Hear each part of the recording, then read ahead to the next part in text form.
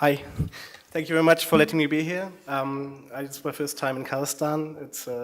It didn't seem much more than the hotel, but from my window it looks very nice. So thank you very much. Well, I'm going to go straight into the subject of Russia and the US elections. There's always been a lot of speculation how much the US elections were manipulated by Russia. And basically the FBI and Homeland Security in the US, they said that they hacked into the Democratic Party and they let so that everybody could read, they leaked their mails. And the other thing was, so, that's what the FBI says, but there's a lot of other people who say, well, no, they didn't. And one of them was Julian Assange, the Swedish guy with the blonde hair and the who's living in the Ecuadorian embassy in London now. So, did they or don't they? Did they or didn't they? To be honest, I can't really set my alarm on my phone, so I have no idea if they did. But they did find another backdoor entrance to manipulate the election. And how did they do it? They didn't hire some super nerds who know all the codes. They hired people like me, journalists. And how they do it? They know how to work Facebook. That's how almost half of the US citizens get their news. So, during the election, Americans all of a sudden got flooded with news like this. This is from Russia Today, and it says that Clinton and the ISIS were founded by the same money, and Trump won't be allowed to win.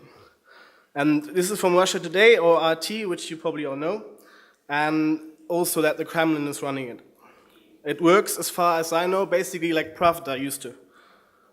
As they did in the Cold War, they would go hunting for any anti-American stories in French newspapers around the world and publish their own coverage of those stories. Usually it didn't work, but sometimes it did. Like when they were saying that CIA was behind the Kennedy assassination.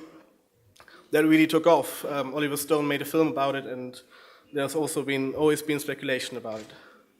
So, let's see how I use this. There you go. And this is how Russia does it today. This is from Sputnik. It's another outlet that's run by the Kremlin. And it's alleging that Google manipulated search results so Hillary wouldn't seem so much like a monster. And interestingly, this was shared by one gigantic left-wing Facebook group to another left-wing Facebook group who were supporters of Bernie Sanders, her opponent in the Democratic primary. And so we have this sort of left-wing propaganda, and then we have the same thing on the right propaganda. This is the largest pro-Donald group, The Donald, featuring famous right-wing homosexual Milo Yiannopoulos. There he is. And, he says, mullahs in Orlando hear the left rhetoric about peace, love, and understanding. They laugh, and they keep preaching hatred against gays. Only Donald Trump has a 20-year history of support for LGBT people, and Hillary does not. So you have both of these pieces of content squirted out onto social media, and they have the same goal, attacking Hillary Clinton. So the first attack targets angry left-wing Bernie Sanders supporters, and the other one goes to the Trump supporters. So this is for people who are right-wing. They think we really should bomb some more mosques, but are basically cool with gay people. So I'm not going to go to spend the rest debating if these stories are true or not. They could be 100% true and wouldn't change the fact that they're evidence of what might be the most savvy propaganda operation of the internet. In fact, the Kremlin propaganda works so well because many of the articles aren't really false. Most of them are based on a grain of truth. But when you run through a bunch of headlines, it's not hard to see what messages the Kremlin wants to get out. So here you go. This is like all, if you saw one of these on your Facebook feed, you probably wouldn't notice anything weird. But when you look at them together, you can clearly see them pushing a message, which is, Russia really doesn't know how to hack, you guys. So this is how it works. And here you have another story about, this is RT about Israel getting blasted by Human Rights Watch. And, no, listen at the highlight, the third one about Israel's shoot to kill policy belongs to Western movie laws. So you have basically the same thing on Sputnik, which is another Russian government source. So you have, this is how the propaganda works, and this is how it spread, because you have bots. And do the Twitter thing, maybe? So what is a bot? Most supporters on social media, they're not really humans. This is,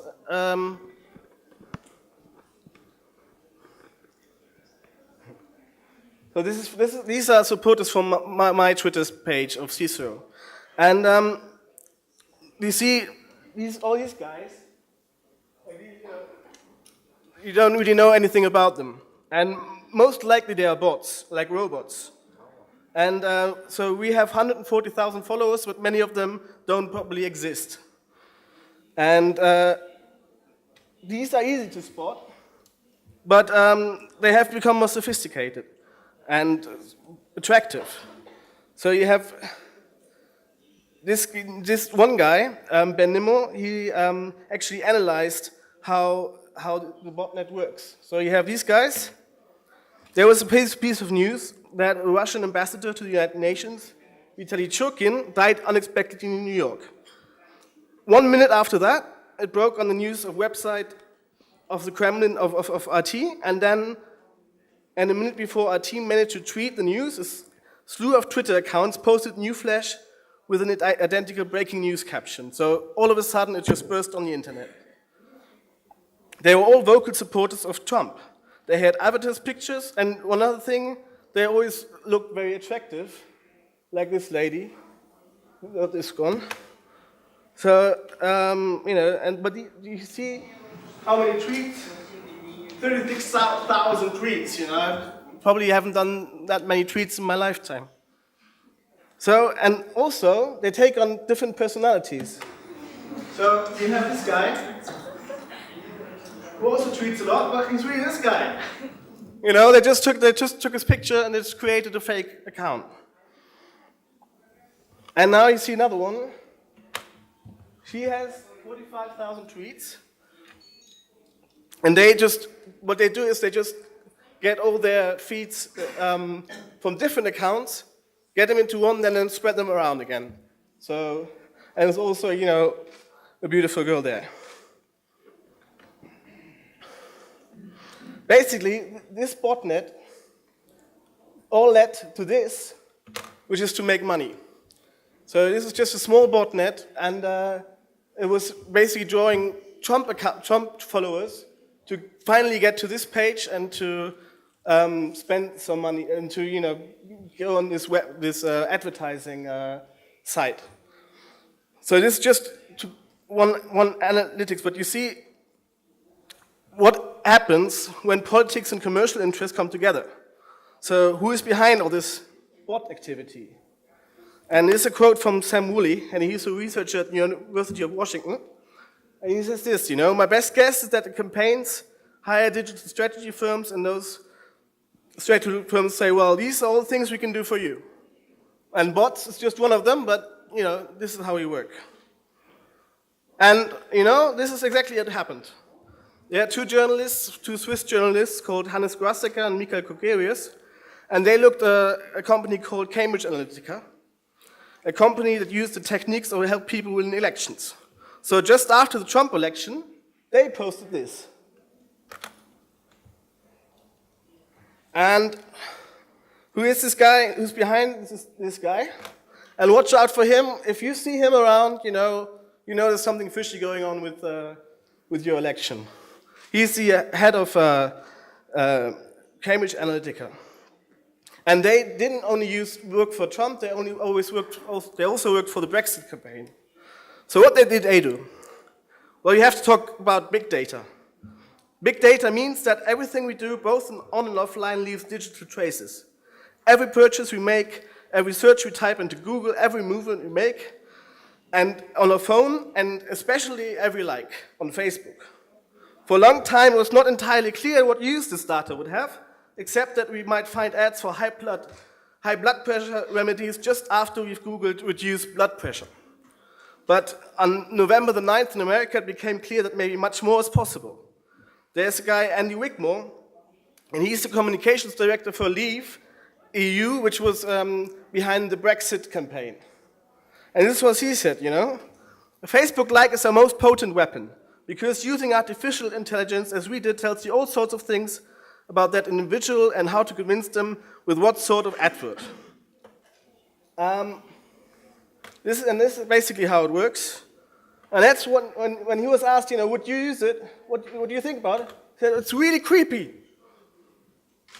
And that's why I'm not on Facebook. So the guys who are using Facebook to influence voters, they're not on Facebook because it's too scary for them.